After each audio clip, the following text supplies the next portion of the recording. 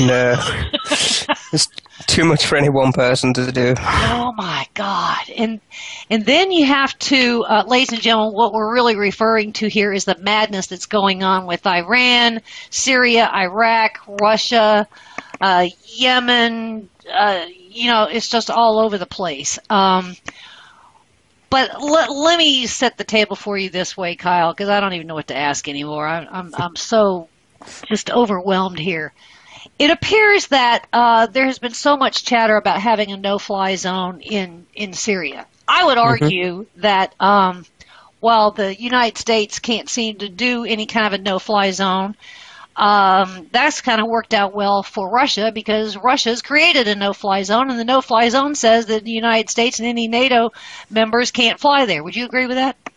Yes, and especially Israel, which can no longer strike at Hezbollah's missile convoys. And so how did that just betray Netanyahu and his military advisors when he was only there a couple of weeks ago and met with Putin and they tried to come to some accommodation saying these are the limits that Israel will tolerate, and Putin was like, okay, dude, we got you. We'll protect you. And then that doesn't look like it's happening, does it? It doesn't. It's difficult to say because obviously Israel doesn't tend to be restrained by these things. I mean, if Israel feels a real sense of threat, she will likely act. The real problem is not so much Israel going against Russia in this way, because Israel's done that before in Lebanon and Syria in the 1980s. But the difference was at that time that when Israel went up against the Russians, she did so with America behind her. Whereas now the Russians are effectively working with the pieces in Syria that Iran is working with, and unfortunately we're working with the same ones. So Israel would effectively be opposing Russia and the United States in such a circumstance. And that's much more difficult politically, if not militarily. Yeah. So... What? So it's not good. Yeah, Israel's at this alone.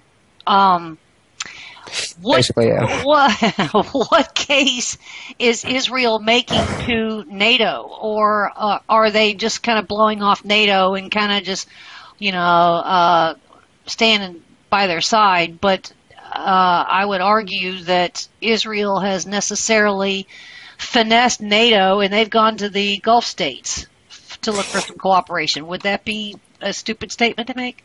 No, I think Israel has tried to do an end run around NATO because, among other things, Turkey gets a lot of flack for its policy on Syria, and rightly so. I mean, without Turkey's open border policy to the Salafi jihadists going into Syria, ISIS couldn't be as strong as it is. And so Turkey deserves all the criticism for that, and Turkey's also partly directly, partly indirectly supports Jabhat al-Nusra and other very undesirable people in Syria.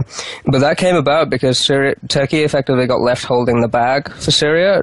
Turkey thought that the US would join in with her against Assad, and then the US didn't. And Turkey even had a fighter jet shot down in 2012, which was, under most definitions, is an Article 5 offense, is the collective security part of NATO.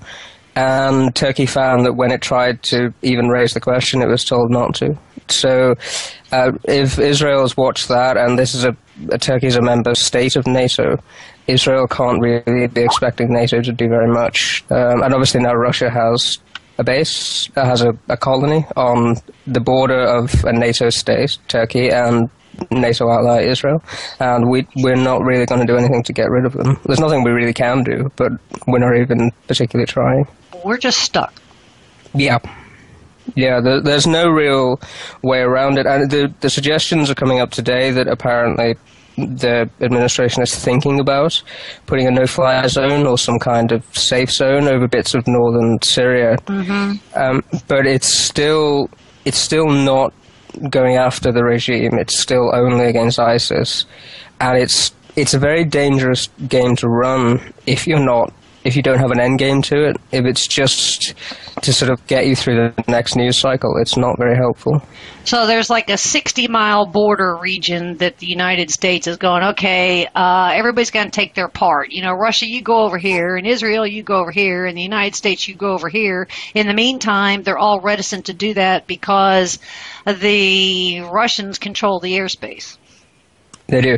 Well, the Russians control the airspace, but also Russia behaves in a way that's almost designed to cause conflict or accidents. In the sense that Russia flew over Turkish airspace in the last couple of days. Russia often flies without transponders on its aircraft. And Russia, on the morning it started the bombing on September 30, it sent a general to the U.S. Embassy in Baghdad an hour beforehand and said, bombing starts in an hour, get your people out. I mean, the U.S. did actually resist this request, but they'd set up a deconfliction process the day before, and that was how Russia responded to it. So it's a very risky game to run. So Russia is really poking everybody. Yes. And he's especially poking, I would say, Turkey here at this point. I'm seeing that Russia initially, their knee-jerk reaction about being in Turkey's airspace was that it was a navigational error, so they admit being there. And then, as it turns out, as being reported, wasn't a navigational error at all. They were actually in Turkey's airspace much longer than anybody is willing to admit, and it's only because the U.S. has drones there and we're watching it. So that goes back to the NATO Atlantic Council, and the NATO Atlantic Council is going, what the heck? And of course, they're talking to AFRICOM, and they're talking to CENTCOM, and they're talking to the White House, and everybody's like, okay, what do we do now? And nobody knows what to do. Did I say all that right? I think you got it all in. Yeah, no, it's just impossible to do. I would say, I mean, one of the key Russian aims in the intervention in Syria, which, apart from keeping Assad going, is to humiliate the United States. And it shouldn't be underemphasized how much joy Vladimir Putin gets out of that, and how easy it's been. And we've a lot of the time collaborated in this. We did in Ukraine, where we refused to up the price for the aggression in eastern Ukraine, and in Syria we're effectively on Russia's side. And by the way, most people on the ground see it that way as well. We're now operating in the same airspace as Russia and Assad, and we could ground Assad's air force tomorrow and won't. So people on the ground assume if we're not opposing them, we must be supporting them. I would say that the first giveaway, that if Russia was honest and sincere about taking on Islamic State, the first place they would have bombed was Raqqa, and they didn't. No. So that was the first giveaway, right? Yes, they went straight for CIA-supported rebel groups. And that was merely to give some cover and some protections to Assad. Yeah, I think it was also to tell us that they were not going to be giving us a fig leaf in this one, that they were in to support Assad, and they were going to do it no matter what. I mean, the way they can legitimize their presence is if the only opposition to Assad is ISIS or Jabhat al-Nusra, then Russia can say, well, you have to support Assad because you can't support Al-Qaeda or ISIS. So if they get rid of the moderate and nationalist rebels, then they can essentially present a fait accompli.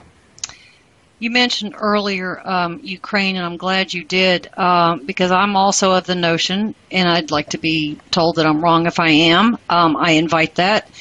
And that is that Putin is also rehabilitating himself somewhat by showing his power and his muscle and assertiveness for what actions he took in Ukraine. I would say that, you know, there are some world leaders that will be intimidated enough to believe that. However, I would also say that Putin is one of these guys that creates a problem and then he comes riding in on his white steed, sometimes shirtless, I might add, Yes. and says, okay, I'll fix it. Is there some truth to that? creating problems in order to solve them. It's Russian intelligence tradecraft back to the 19th century. Yeah, it's exactly what it does. And it is, Russia has a lot more sympathizers and allies and people willing to defend it over Syria. And it's taken the pressure and the focus off Ukraine. Admittedly, Russia has scaled down the aggressiveness in Ukraine for now. It's more or less sticking to the ceasefire, but it's not. It's ready to go any time, and I think that's among the things that's restraining people with Russia in Syria, is that Russia can turn the Ukraine conflict back up again if it gets opposed or upset with what's happening in Syria. So he can just throttle that as he needs to for his benefit. Oh, yes, and vice versa. I mean, he'll be able to turn up and turn down and distract and divert attention as and when needed between the two conflicts and keep us going round and around and accomplishing nothing for years. So, with this, Mr. Kyle,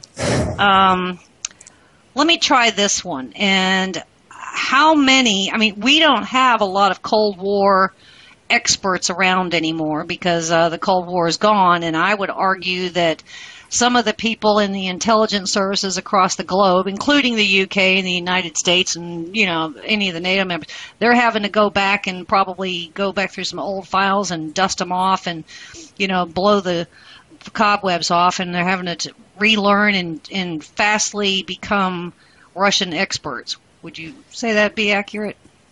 Yeah, there's been a lot of catch-up since all this started. And I would say that's going to be a very long time for those people to become Russian experts. So then they have to go to academia? Presumably. I mean, there are sort of parts of the government that are almost left over from the Cold War. But one of them, for instance, is, I forget whether it's in Britain or in the United States, but that used to do the disentangling of Russian active measures. So it used to find and expose Russian propaganda pumped into Western media outlets and other channels. And that office still exists in theory. It's just, it kind of got denuded of resources and people. And it could now go back online. I mean, there are now people who could fill that post out, but everything takes so long to get going again that it's not up and running in time. And yeah, there is obviously a dearth of people that are focused on this, and far too many people not really understanding the new Russian government. I mean, the determination that we can't be in another Cold War because we don't want to be is kind of hampering things at the moment. Putin came out and said, or his Lavrov, his foreign minister, came out and said that they could defeat Islamic State in 3 to 4 months, which is precisely what the United States has said. So at least we agree on that. But but is that still what would it take for that statement to actually come true, to actually be real? Ground forces, which neither side really has. I mean, I can see Russia using ground troops around Latakia in northern Syria, but even then, it would be only an extremist. The more likely outcome is Russia providing air support for Iranian and Syrian ground forces. But obviously, the only real ground force that can sustainably defeat ISIS is local Sunni forces, and nobody's done anything to help them. And the thing we have tried to do, I say tried, we sort of vetted them out of existence, but we ostensibly had this training program, and it's obviously ended in a complete catastrophe. Yeah. So what does that mean? That we try and we have to stand with the al-Nusra types, or, you know, are we going to try and marry some other militia factions there, or does Hezbollah come in? Well, what are you seeing as far as ground forces? It's the same as ever. We will have to hand over security to local Sunni forces. It's just that now we will have to build them from the ground up. So it's the same problem that Syria's had from the beginning, which is that the silent majority was never really able to weaponize its support, whereas everybody else, all the radical forces on all sides, had external means of support. So they were empowered beyond their actual support base.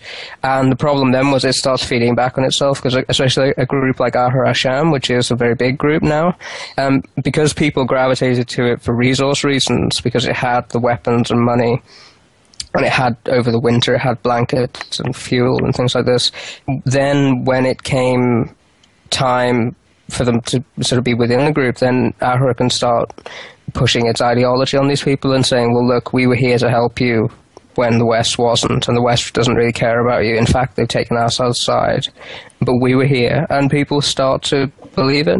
And there's a lot to be said for the camaraderie you gain when you fight alongside people. So there's a connection of that kind that we just don't have, and our credibility has gone more or less entirely. What's the UK's position on all of this? Or is there one? Not really. It's a sort of holding action at the moment. We're actually still debating whether or not it's acceptable to ignore the Iraq-Syria frontier that got abolished 2 years ago, or nearly 2 years ago, formally abolished last June 2014. But it was already very porous for a good year before that. So we're not really in a position to do anything like that. And obviously we're never going to strike at the regime on our own. And that's not even being discussed. And everything seems to have to go through Parliament at this point. So traditionally over here, what you have is a Prime Minister executes a foreign policy and then submits it to the House. But since Cameron's attempt in August 2013 to ask for permission to strike at Assad over the chemical weapons attack, it's put restraints on our executive that mean we can't really do anything and don't really intend to.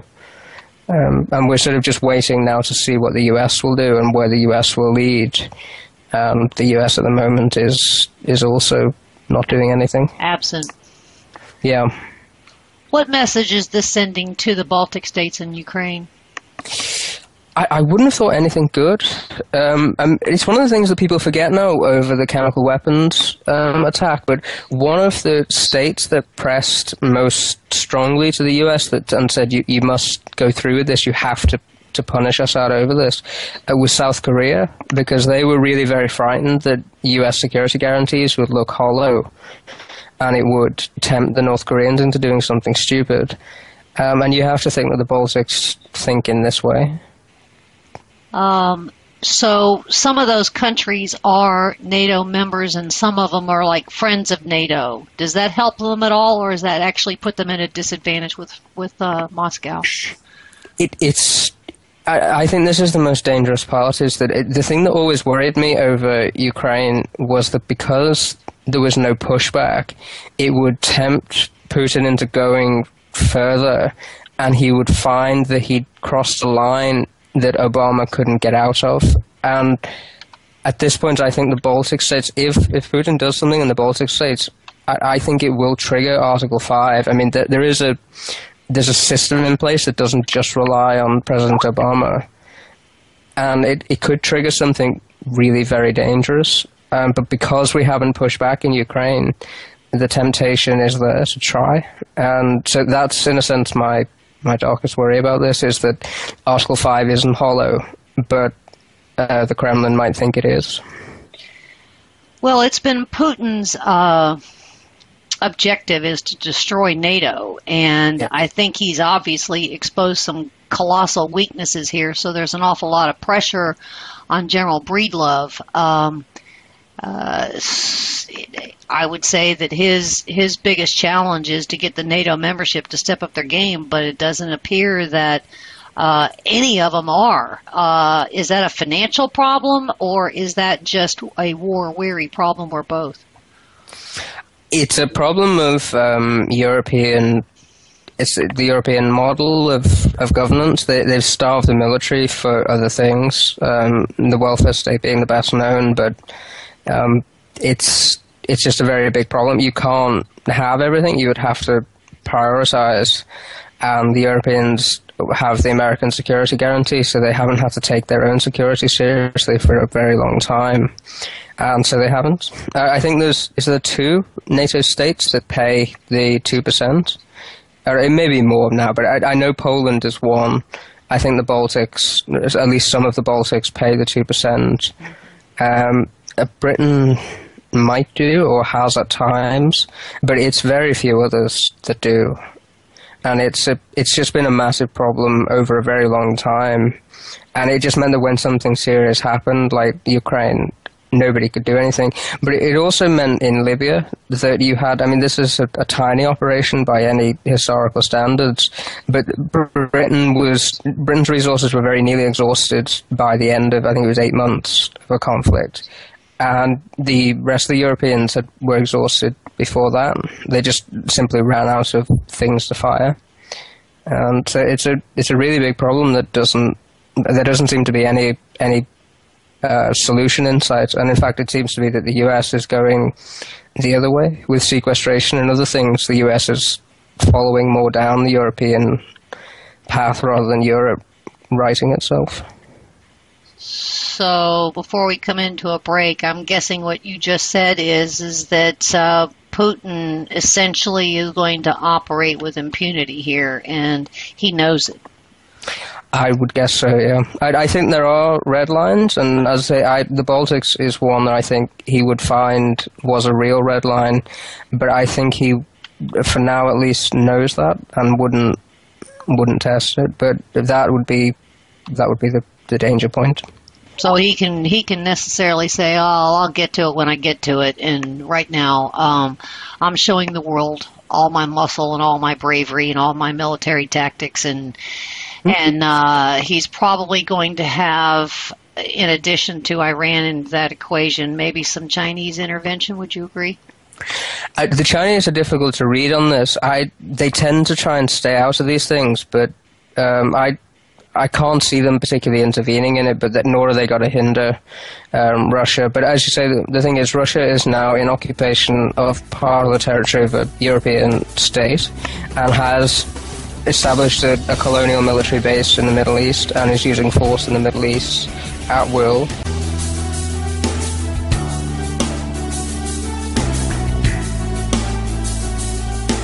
Welcome back, ladies and gentlemen, to the Denise Simon Experience. I'm your host, Denise Simon. Very happy that you're staying with us. And we're talking with Kyle Orton, who is, I'm going to say, my UK expert, counterterrorism guru. Earlier in the show, we had Ryan Morrow on with us, and I kind of equate Ryan and Kyle to being the same thing, so make sure that I'm not way out in left field. I like to go tap them on the shoulders and start asking some weird questions. So thank you, Kyle, for being with us. Thanks for having me. All right, so we have determined that NATO their weaknesses have been revealed. We have determined that there is a no-fly zone essentially going on in Syria that was established by the Russians, that nobody else has the true ability to fly or launch any kind of airstrike operations in Syria. So it appears, too, that Islamic State is getting hit intermittently, but it's not doing, I would say, a lot of damage to them yet. Islamic State somewhat getting a heads up here. Do you think they're somewhat safe for a while, and this is just coming to neutralize and destroy U.S.-backed forces in Syria? Yes, that's my impression of it. I don't think Russia will be any real threat to the Islamic State for a long while. They will want to defeat them eventually, but only after they've defeated everybody else. Would it be an accurate statement, Kyle, if I said that Assad is just a figurehead here at this point, that he is, getting orders and has a to-do list and a behavior list that is written by and required by Iran and Russia? Especially Iran, yes. It's probably the case that Assad has control of say, the 4th Division, which is the sort of elite Praetorian unit that's still based in Damascus. I'm sure he has military units responsive to him, but the strategic play, I mean, the decision, for instance, to launch an offensive anywhere wouldn't be taken by him. He'll have day-to-day areas of influence, but at this point he is a figurehead, but he is very important in the sense that if he went, the regime would unravel, because at this point he is the focal point for all of the military people on the ground. If he went, there would be too many competing factions to stabilize anything. So the Russians don't have any personal love for Assad, but they are stuck with him, and they do know they are. They have to back him down the line. So it's a mixed thing, but he's essentially powerless. He's handed his country over to foreign powers at this stage. And his personal charter is just to protect Damascus and the hell with the rest of the country? And the Alawi areas, which means defending Homs as well, because it's the pathway up to that area. There's also a bit of hammer that gets held in the western areas. So there's a sort of the coastline where the community that he comes from is, the corridor to Homs, Damascus, bits of the south, and then buffer areas around these territories, so that the fighting is not taking place in areas with supported populations.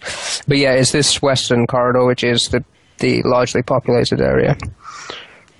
Is there a chance that NATO, with any, I'm sure the United States is trying to pull some triggers here, some strings to kind of neutralize Putin here at this point.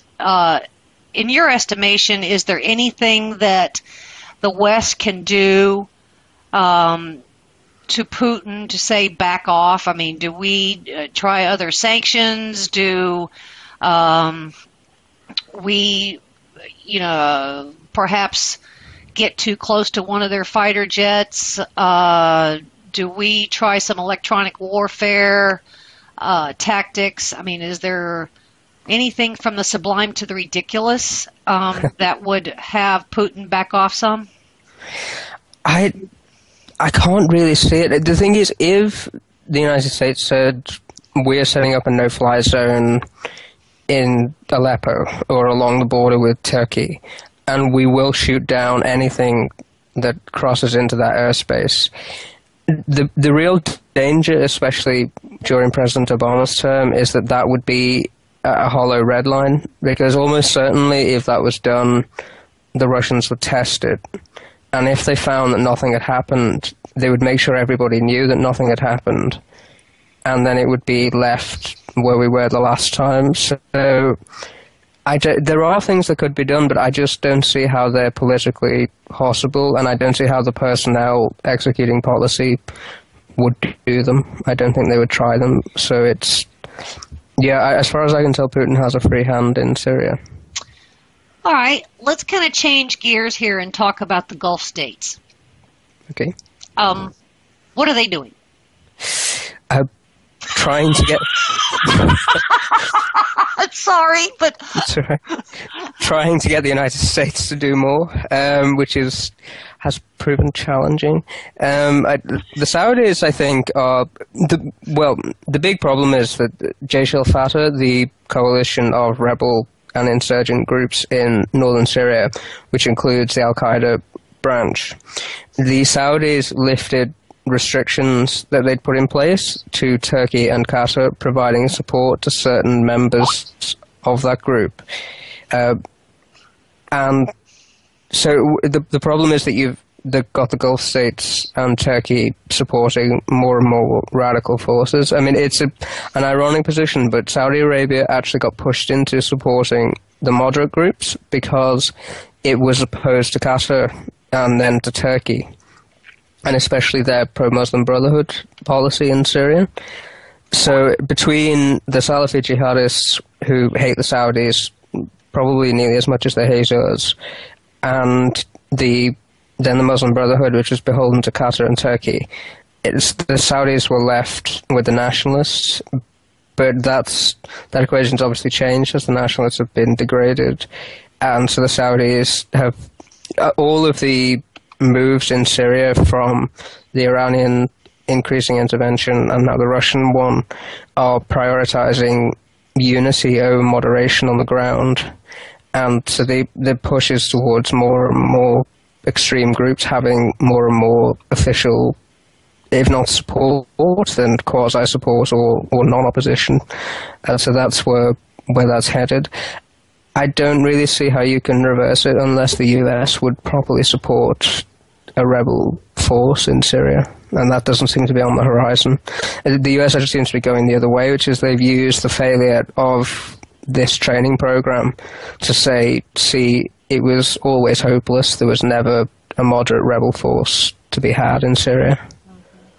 So the Saudis and the others will fill the gap with people who we will not like.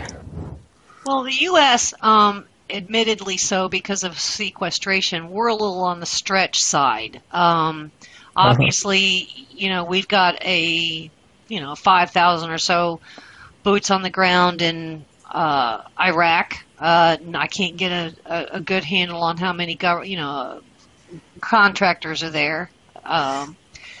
And then we obviously have some interesting things going on in Jordan and Turkey, and then we have the whole Afghanistan component, which is obviously the forgotten war, I would argue, here at this point, with the Taliban.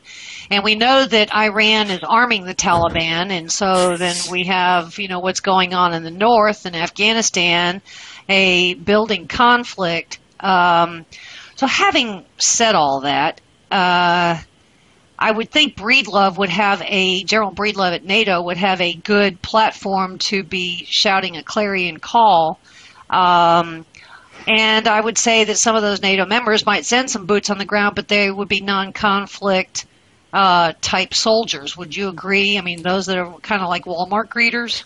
Is this in Syria? Yeah. The political pressure to keep boots off the ground seems to be so extreme that I just can't see that happening. Especially if America doesn't lead. If America did it, there would be states that would send them, but not without that.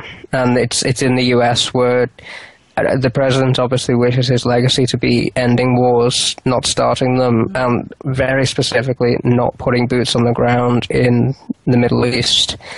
So in Libya, that was the big problem, was that what you needed after the fall of Gaddafi was a special forces CIA-type team of a few thousand men at the most to help stabilize the new government. But because that would have looked like boots on the ground on the eve of an election, it couldn't be done. There was one stage, actually, where they did say, the US said to the Libyans, we'll send you people if you can guarantee their security. Which slightly defeated the object. So I don't think that's going to come. I just don't think that's going to happen. I was just going to mention it just reminded me of when you mentioned Jordan. In the south of Syria, there really is a moderate rebel force, the Southern Front, which has several tens of thousands of men, and they've even set up an administration that has worked out civil-military issues. It's run essentially a civilian government, and it's run it quite well, and it's connected deeply with Jordanian intelligence and several other allied intelligence services. We've actually sabotaged their offensives several times. They've made moves up towards Damascus and towards other areas west of it, and we always cut off the weapon supplies whenever they're making any serious moves. So there really are moderate forces left even now, but we're really not helping. The Kurds. Yes. Are the Kurds going to survive all this? Yes, they will. It's difficult, but they are better positioned now than they've ever been. And in some ways, they're the only winners from all this. I should say I have some real reservations about the PYD or the YPG, the People's Protection Units, the Syrian Kurdish forces. They have some background connections with the regime that are troublesome, and they also have an ideology and a governing method that I don't think we would find acceptable if they prevail in this. And they've actually, I mean, the YPG were initially supposed to be a joint force with the PYD and the other Kurdish parties, and the PYD monopolized these units. And the other problem is that we pretend for legal reasons so that we can support the PYD, that the PYD is separate from the PKK, and it isn't. Its command structure is directly tied into the PKK, as is the PJAK in Iran. And actually the PKK itself, not just its emissaries, its actual members and fighters and soldiers have been on the ground in offensives supported by US air power. Now, admittedly, US air power has also been put at the service of Qasem Soleimani and Kataib Hezbollah recently, so these things, it's not entirely unprecedented, but I don't think in either case we're really helping ourselves, because it would be easier to support the policy of backing the Syrian Kurds in this way if it was accompanied by helping the Arab rebels too. But it's more difficult when you're trying to secure the areas ISIS is controlling with Shia and Kurdish forces. I don't know how the policy is supposed to work. I don't understand what the end game of that is.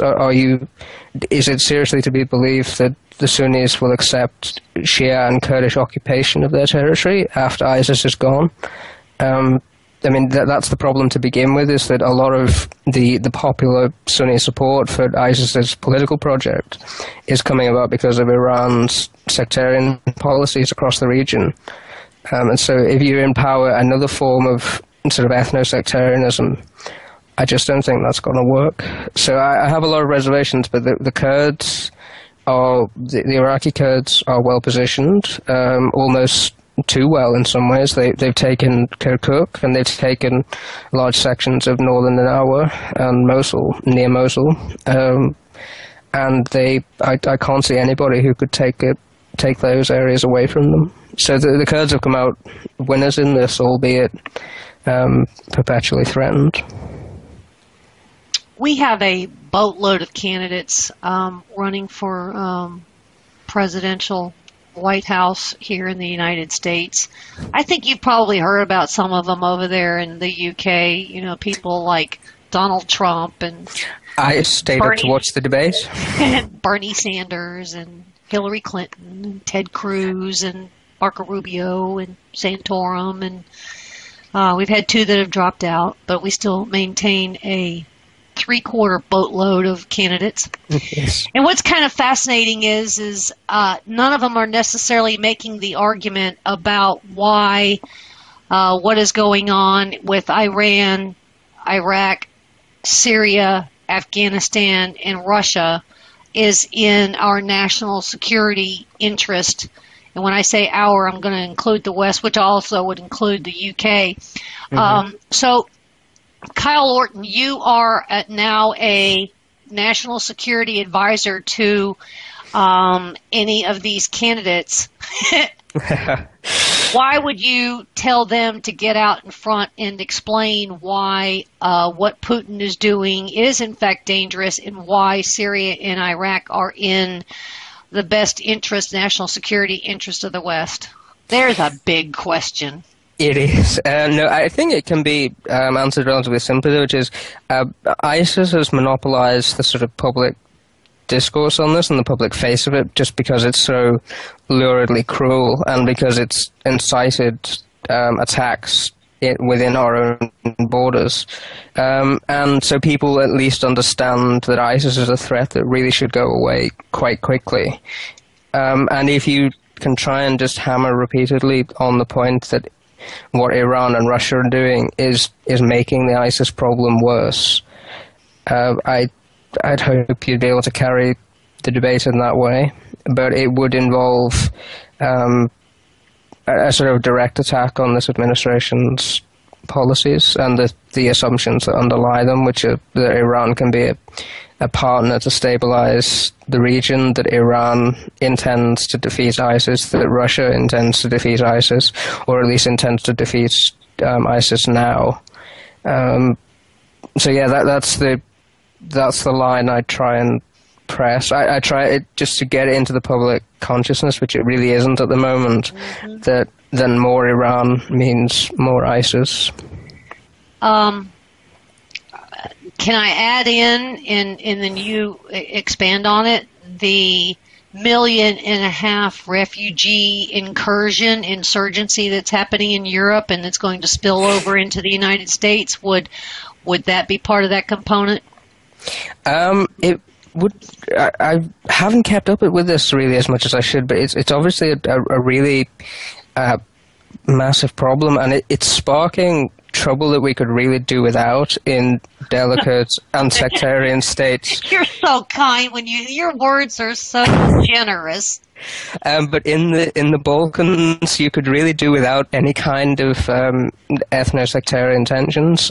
So there's that. I think, yeah, because one of the problems is that at the moment, a lot of our politicians especially are speaking as if solving the ISIS problem would solve the refugee problem, and it just isn't so. ISIS has displaced several hundreds of thousands of people, but the Assad regime has displaced 11 million of them, and it's not. You could solve the ISIS problem tomorrow and the refugees would remain, because Assad bombs the liberated areas. He doesn't really bother bombing the ISIS-held areas.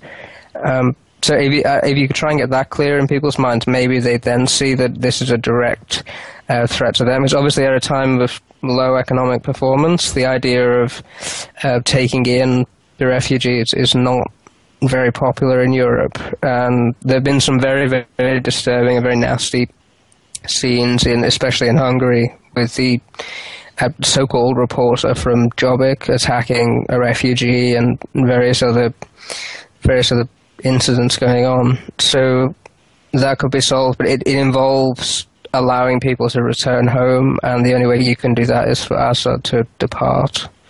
But that may be too much to hold a public argument with. I don't know.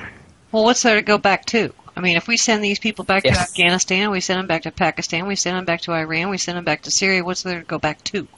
There is that problem. There will be a lot of rebuilding to do. You can only start rebuilding, obviously. I mean, you can't even start the rebuilding at this point. That things are still being destroyed in Syria. I mean, if you just stop the destruction, that would be a start. And you can't. One of the problems as well with the refugee camps is that even though they're well treated in Turkey, and Jordan's been okay but has only taken in a few, but you've had problems again today with Hezbollah in Lebanon, which it effectively controls the Lebanese state, persecuting refugees in Lebanon, Syrian refugees in Lebanon. So they're not even safe once they're out of Syria in certain places. And actually, even in Turkey, there was the bombing in Reyhanli, which was almost certainly orchestrated by the regime. So yeah, it's not as if they're even safe in the refugee camps, which is obviously why some of them are moving. And there's not a lot you can do. I mean, you want to show mercy to them, but the public just doesn't want to take them in. And so you're stuck with a really bad political problem that could become a really bad security problem. We've got a couple of minutes left here, so I would ask this question. So tomorrow is going to look like today, and 6 months from now will look like today? Would that be an accurate statement? I think so. I imagine the trends that we see now, which are the continued degradation of the moderate forces, the continued strengthening of ISIS, the embedding of ISIS in the areas it holds, and the regime continuing to be propped up by foreign powers. Yeah, I'd say that's probably all going to stay and continue. Will Syria at some point become a split country or a split territory?